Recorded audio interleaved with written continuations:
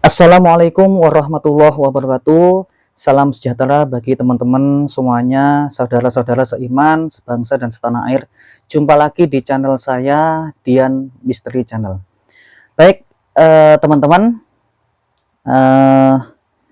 kali ini channel saya kedatangan cerita yang insya Allah banyak misterinya juga, yaitu datangnya dari salah satu subscriber yang namanya Bu Indah Ayuning Tias. Jadi Bu Indah ini di tempat kerjanya itu mengalami kejadian yang horor ya. Jadi banyak pesannya, banyak kisahnya, dan tentunya nanti akan kita bahas ceritanya. Untuk itu dengarkan dulu teman-teman ceritanya. Jangan lupa selalu dukung channel saya. Baik, langsung saja kita dengarkan ceritanya selengkapnya.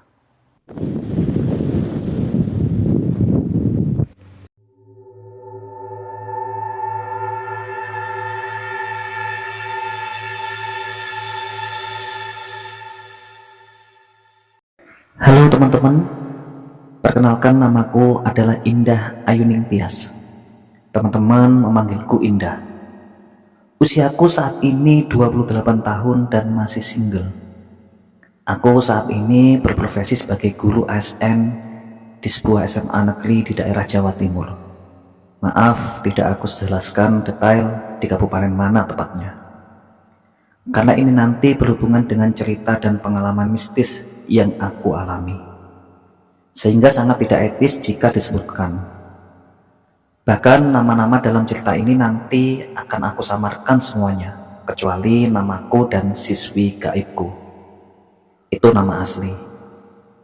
Kisah ini aku alami pada tahun 2019, pertengahan tahun, sekitar bulan Juli.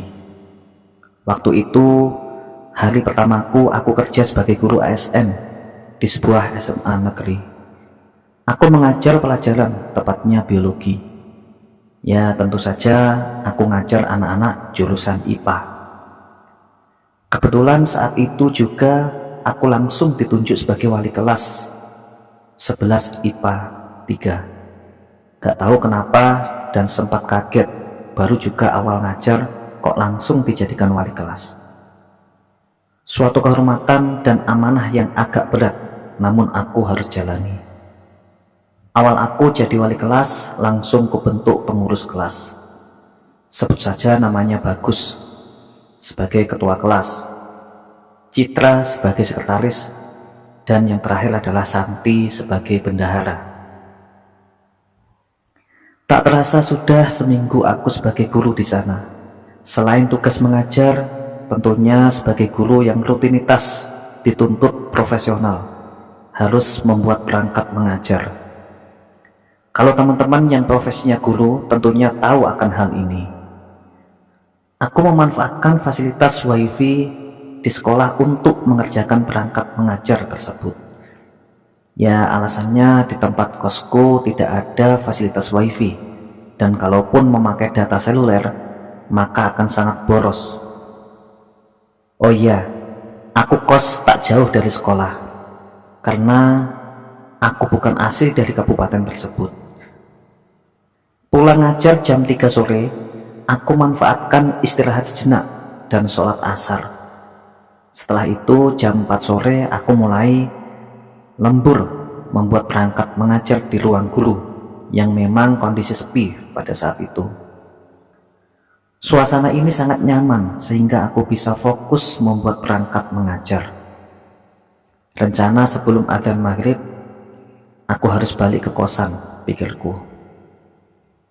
Saat aku fokus di depan laptopku dan jam menunjukkan hampir pukul 5 sore, tiba-tiba Di luar pintu aku dengar ada siswa yang memantulkan bola ke tanah. Pikirku mungkin anak-anak sedang ada ekskul. Dan benar saja, saat ku tengok perlahan ke arah luar pintu, ada seorang siswi berparas cantik, agak tinggi, memakai seragam olahraga sambil memantulkan bola basket ke tanah beberapa kali. Lalu siswi tersebut dengan senyum manisnya menyapaku. "Bu, belum pulang?" "Belum, Duk."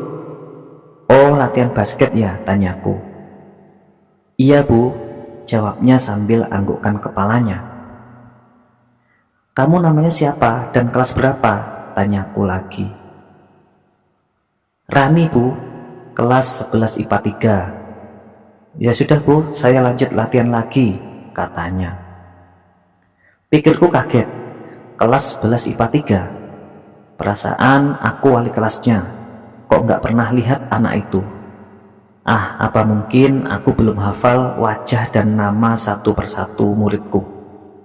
Maklum, namanya juga masih seminggu jadi wali kelas, pikirku. Dalam lamunanku, aku coba tengok lagi anak itu dengan niatan agar aku amati detail, siapa tahu aku pernah melihatnya di kelas. Namun hanya beberapa detik saja lamunanku, aku lihat sudah nggak ada anak itu.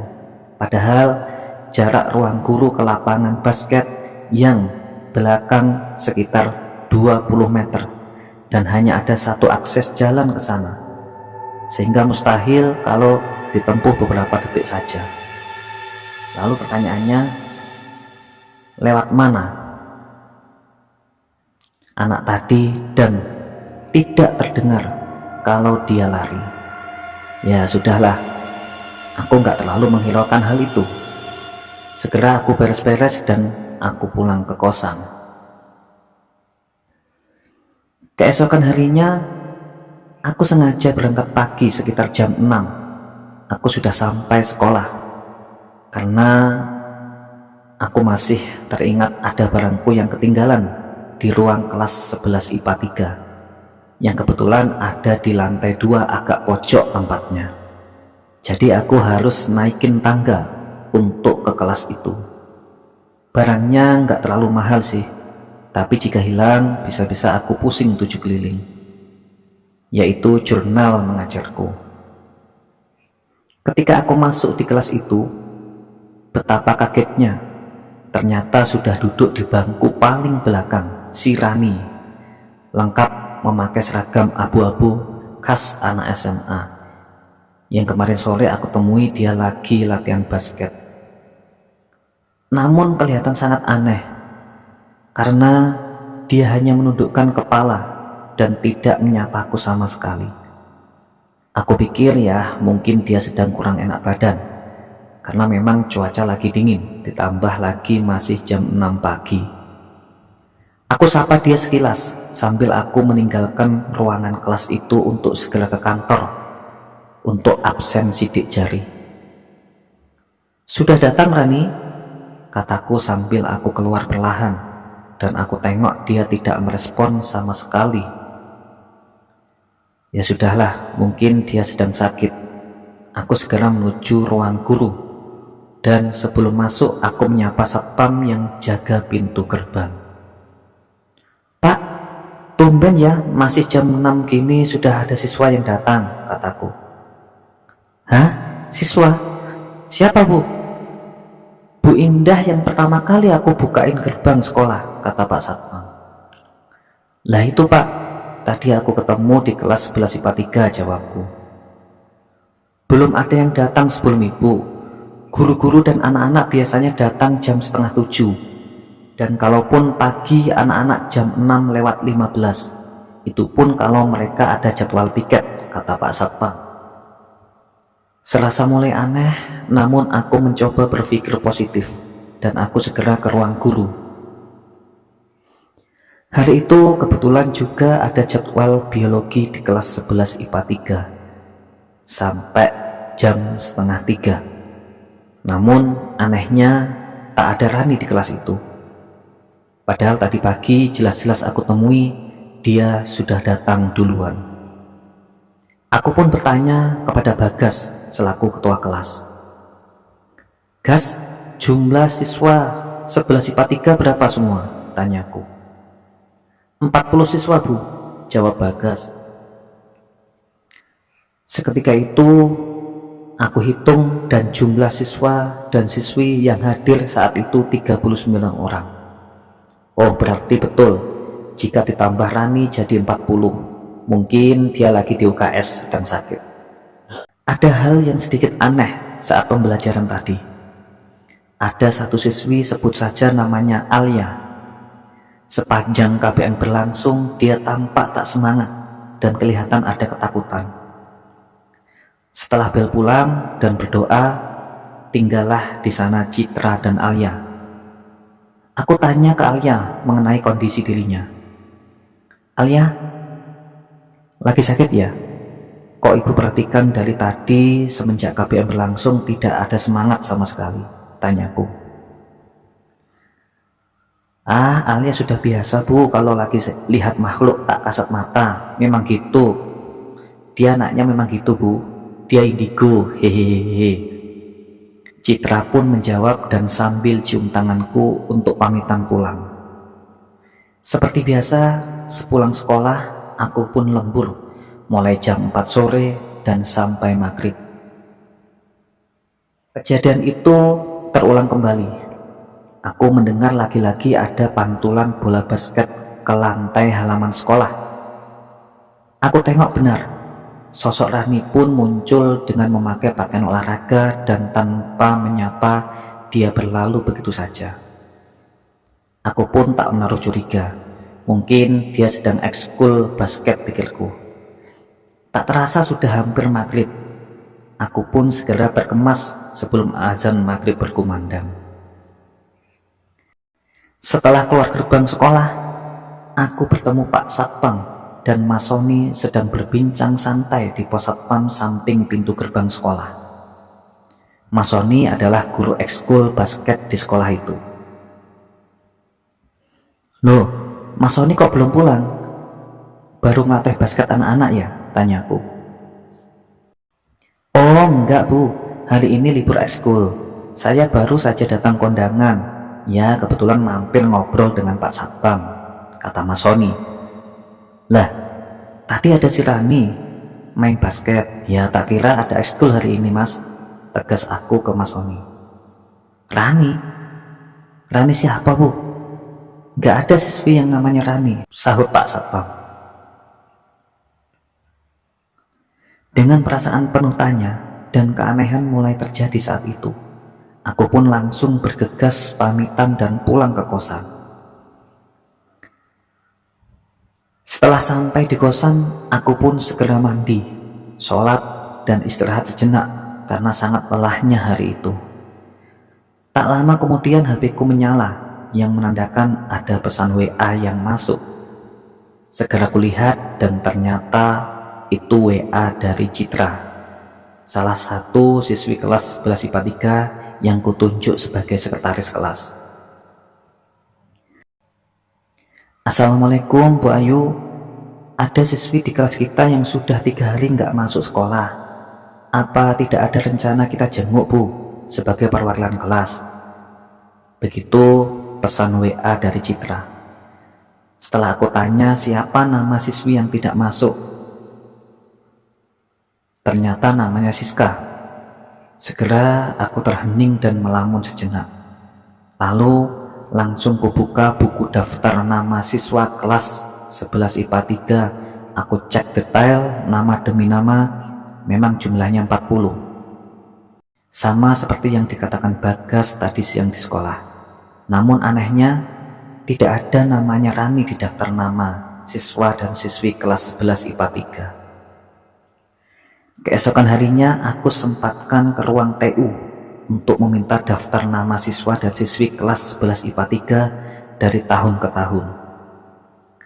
Aku teliti detail mulai tahun 2019 ke belakang sampai jeli satu persatu. Akhirnya aku temukan nama Rani Widyastuti kelas 11 IPA 3 tahun 2009 silam. Seketika aku kaget melihat kejadian ini dan sempat tidak percaya. Aku memutuskan untuk memanggil Alia, yang kata anak-anak dia seorang indigo. Singkat cerita, aku ngobrol berdua dengan Alia di ruang guru saat semua guru sedang mengajar. Alia, maaf ya kalau ibu panggil kamu mendadak. Ada yang mau ibu tanyakan. Coba jujur, apa yang kamu rasakan selama ini di kelas ketika pelajaran ibu? Tolong jawab jujur, perintahku kepada Alia. Begini bu, bukannya saya tidak semangat pas pelajaran ibu, tapi Alia takut bu. Tiba-tiba ada salah satu siswi di kelas 11 IPA 3 duduk paling belakang. Tapi bu, wajahnya hancur dan seragam sekolahnya berlumuran darah. Saya tidak kenal dia siapa bu. Dia diam saja dan hanya menangis kesakitan. Cuma saya saja yang mendengar dan melihatnya bu, jawab Alia. Aku seketika itu sangat syok dan terkejut mendengar penjelasan Alia saat itu. Dugaanku bertambah yakin kalau sosok Rani itu memang bukan manusia. Seperti biasa, sebelum bel pulang, aku masuk kelas 11 IPA 3 dan berdoa pulang. Anak-anak pun satu persatu cium tangan dan pamitan pulang. Alia sengaja pulang belakangan, dan sebelum cium tangan dia bilang ke aku, Bu Ayu, ibu hati-hati ya, dia masih ada di sini, kata Alia. Maksudmu si Rani ya? Tanyaku. Alia tidak berkata apa-apa, cuma menganggukkan kepala dan bergegas cium tanganku sambil mengucapkan salam. Ketika sudah pulang semua dan tak ada satupun siswa di ruang kelas, aku pun bergegas menutup pintu. Namun aneh, kondisi saat itu sangat gerah dan seperti ada yang mengawasiku. Namun aku tengok belakang, kanan dan kiri tak ada siapa-siapa. Aku pun bergegas ke ruang guru untuk istirahat sejenak. Lalu jam 4 sore seperti biasa, aku mulai melanjutkan membuat perangkat mengajar agar segera selesai tepat pada waktunya. Aku fokus membuat perangkat pembelajaran karena hampir selesai. Sekitar 10% lagi sudah tuntas perangkatku. Tak terasa sudah jam 5 sore. Namun lagi-lagi terdengar suara pantulan bola basket ke lantai halaman sekolah. Seketika itu pun perasaanku mulai takut yang luar biasa dan hawa serasa sangat panas sekali. Suara pantulan itu lama-lama terdengar sangat jelas dan dekat sekali. Dan tiba-tiba aku melihat sosok Rani dengan senyumannya tepat di depan pintu keluar ruang guru sambil memantulkan bola basket ke tanah. Kondisi saat itu memang sangat sepi dan mencekam. Ya wajar, karena waktu sudah menunjukkan pukul 5 sore menjelang maghrib dan jelas semua guru sudah pulang. Sejenak aku terdiam melihat sosok Rani yang terus tersenyum manis dan menatapku setiap aku bergerak kemanapun. Tak pikir panjang, aku pun mengemasi barang-barangku dan segera keluar dari ruang guru. Aku beranikan diri berlari di samping sosok Rani yang terus tersenyum sambil melihatku. Aku harus bisa melawan ketakutan dan segera keluar dari sini. Aku tahu sosok siswi yang bernama Rani di hadapanku saat ini bukanlah manusia. Aku akhirnya berhasil melewati sosok Rani dan segera berlari menuju pintu gerbang yang hanya berjarak sekitar 3 meter lagi. Namun ketika sampai di pintu gerbang, terdengar suara sosok tersebut berkata, "Ibu nggak perlu takut. Aku hanya ingin berteman sama ibu. Ibu orangnya baik." Aku sejenak berhenti dan tanpa menghiraukannya terus berlari menuju pintu gerbang. Namun terdengar suara minta tolong dan jelas itu suara sosok Rani. Bu, tolong Rani Bu. Entah kebodohan apa yang aku pikirkan saat itu. Seperti terhipnotis, aku menoleh ke belakang dengan pelan. Begitu terkejutnya antara percaya atau mimpi yang aku alami saat itu. Sosok Rani yang aku lihat tadi sangat cantik dengan senyumannya dan parasnya yang sangat putih. Namun saat ini yang kulihat, dia memakai pakaian olahraga yang berlumuran darah dengan kondisi kepala yang agak hancur, dengan kondisi mata kanan sudah keluar. Kondisi yang belum pernah aku alami sebelumnya. Hampir sekitar 10 detik aku melihat yang belum pernah aku lihat sebelumnya.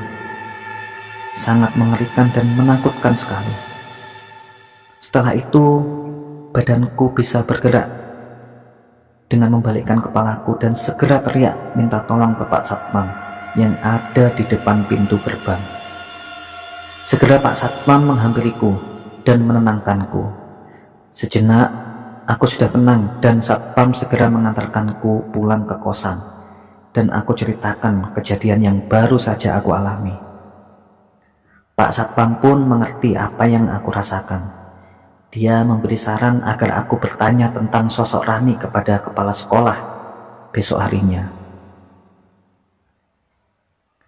Keesokan harinya, segera aku bertemu Pak Wibowo yang merupakan kepala sekolah di SMA tempatku mengajar. Aku berdinakan diri bertanya tentang siswi yang bernama Rani.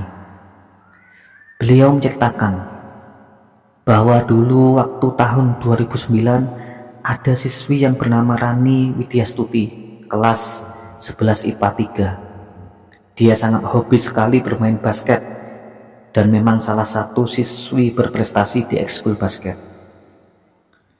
Namun suatu ketika saat latihan basket di sore hari, ketika dia sedang mengambil sesuatu di kelas 11 IPA 3 yang berada di lantai 2, tak sengaja dia terpeleset dan jatuh dari ketinggian kurang lebih 5 meter, sehingga kepalanya membentur lantai halaman sekolah.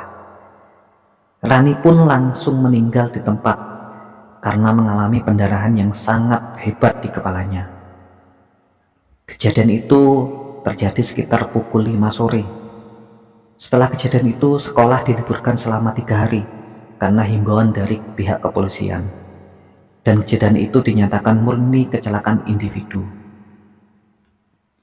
Setahun setelah kejadian itu berlalu, setiap guru baru yang mengajar di sekolah ini tak luput dari penampakan sosok Rani.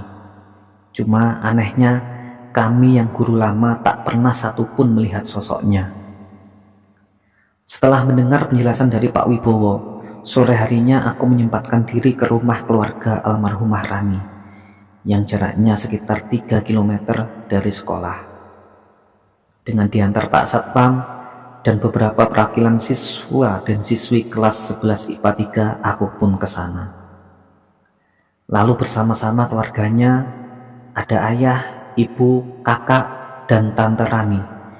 Kami rombongan ke makam Rani yang jaraknya hanya sekitar 200 meter dari rumahnya. Makamnya sudah lama tak terawat. Batu nisan dan ukiran nama Rani juga agak tidak jelas terbaca, menandakan sudah lama dan jarang diziarahi. Kami pun membersihkan makam Rani dan bersama-sama berdoa yang dipimpin oleh ayah Rani, memohon kepada Allah Subhanahu wa Ta'ala ampunan atas almarhumah dan semoga tenang di alam sana. Semenjak kejadian itu, sosok Rani sudah tidak pernah menampakkan lagi di hadapanku. Hingga cerita ini kubagikan di tahun 2022 ini. Tak terasa sudah 3 tahun aku mengabdikan diri di sekolah itu. Cukup sekian teman-teman kisah dan pengalamanku. Aku sengaja menyamarkan nama dan tempat kejadian di ceritaku ini, kecuali nama aku sendiri dan nama Rani. Itu semua asli. Semoga dapat diambil hikmahnya. Terima kasih telah mendengarkan kisahku ini. Saya Indah Ayuning Tias. dan keluarga. Salam hormat untuk semuanya. Wassalamualaikum warahmatullahi wabarakatuh.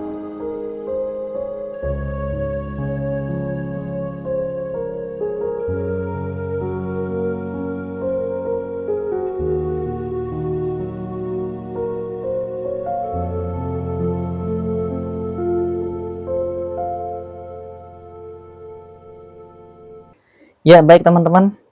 Bagaimana? Sudah mendengarkan ceritanya sampai selesai ya. Jadi itu tadi cerita yang dialami oleh salah satu teman subscriber yang bernama Bu Indah Ayuning Tias. Beliau ternyata salah satu pengajar ya, pengajar atau guru di salah satu SMA negeri yang ada di daerah Jawa Timur. Jadi mohon maaf untuk teman-teman tidak ditunjukkan nama sekolahnya karena beliau memang untuk menjaga privasi agar sekolahnya ini tetap nama baiknya tetap terjaga. Yang dialami Bu Indah itu ternyata yang pertama ketika beliau awal mengajar sudah mengalami fenomena-fenomena kejadian gaib di mana beliau berkenalan dengan salah satu siswa gaib, di mana siswa gaib ini ternyata dulunya merupakan siswa yang pernah bersekolah di tempatnya yang meninggal beberapa tahun yang lalu karena sebuah tragedi ya. Jadi hikmah apa yang kita dapat pelajari dari cerita ini? Yang pertama mungkin di sini akan saya bahas satu persatu. Jadi kalau saya mengambil hikmahnya itu ada 4 ya, di sini ada 4 ya teman-teman. Yang pertama yaitu ternyata menjadi seorang pengajar itu tidaklah mudah ya, tidaklah mudah. Ya syukur-syukur kalau Bu Indah ini sebagai seorang ASN, mungkin tentunya salah satu ASN yaitu guru yang mungkin secara finansial sudah sudah mapan lah. Tapi coba bayangkan kalau guru yang belum ASN, masih honor atau masih sukuan, Masya Allah pengabdiannya begitu luar biasa, namun ya kita lihat mungkin gajinya ya jauh dari kata cukupnya.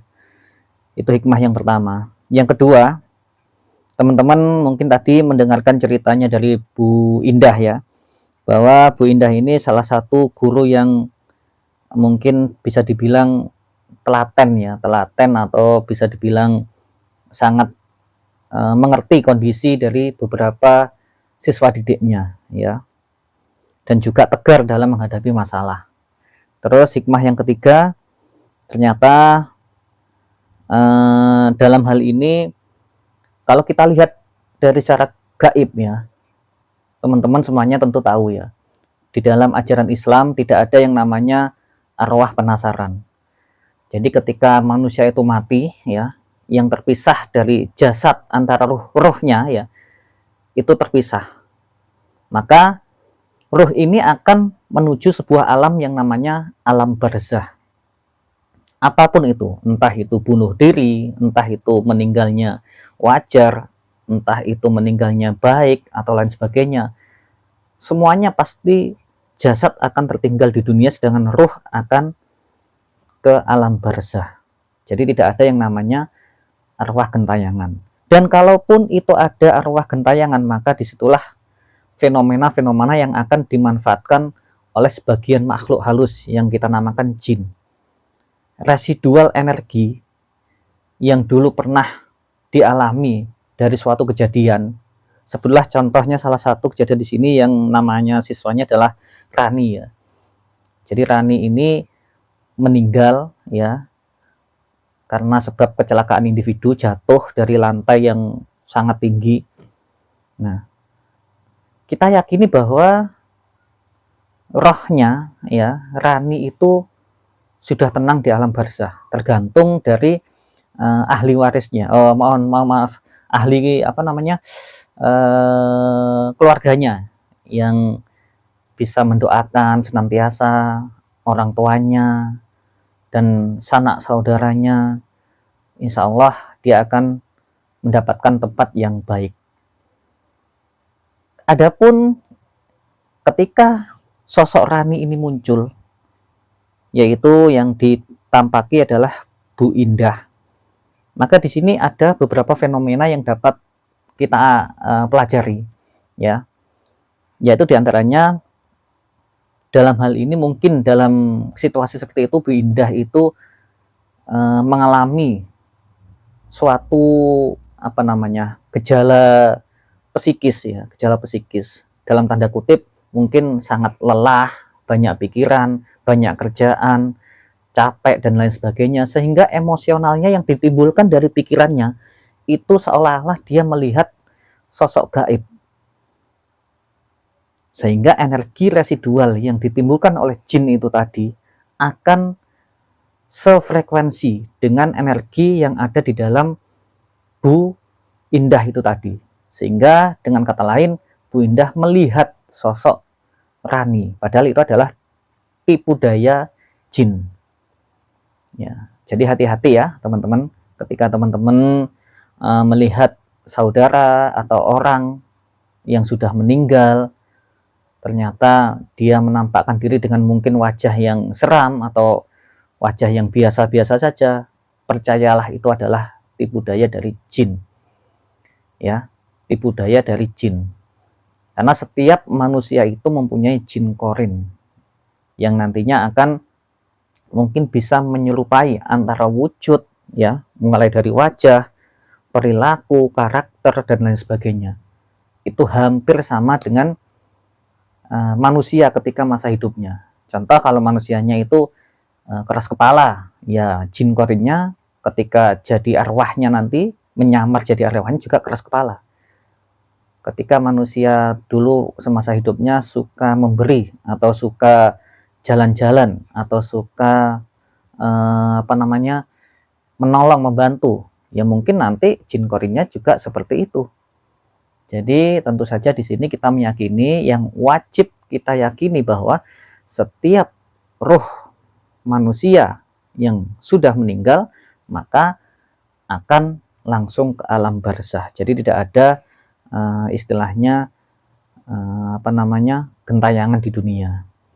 Terus selanjutnya yang terakhir, hikmah yang kita dapat ambil di sini, ternyata betapa mulianya hati seorang Bu Indah, ya, bahwa Rani ini hanya seorang muridnya. Dia bukan anak kandungnya Bu Indah atau dia bukan saudaranya Bu Indah, namun dengan tulusnya Bu Indah mendoakan mendiang Rani ini agar diterima amal ibadahnya oleh Allah Subhanahu wa taala serta diampuni dosa-dosanya. Jadi itu teman-teman yang dapat kita ambil beberapa hikmah dari pelajaran ini. Semoga apa yang dialami dialami oleh Bu Indah ini menjadi sebuah pembelajaran bagi kita, dan saya pribadi mendoakan teman-teman supaya dijauhkan dari godaan jin setan iblis yang selalu menggoda dan menyesatkan keimanan kita sebagai umat muslim khususnya. Baik, cukup sampai di sini video kita kali ini. Semoga di lain kesempatan kita bisa mengambil hikmah dari pelajaran kisah dari teman-teman. Baik, teman-teman jangan lupa like, subscribe, dan share video ini jika bermanfaat. Terima kasih, ya, terima kasih sekali lagi atas teman-teman yang sudah mendukung channel ini. Sekian dari saya. Assalamualaikum warahmatullahi wabarakatuh.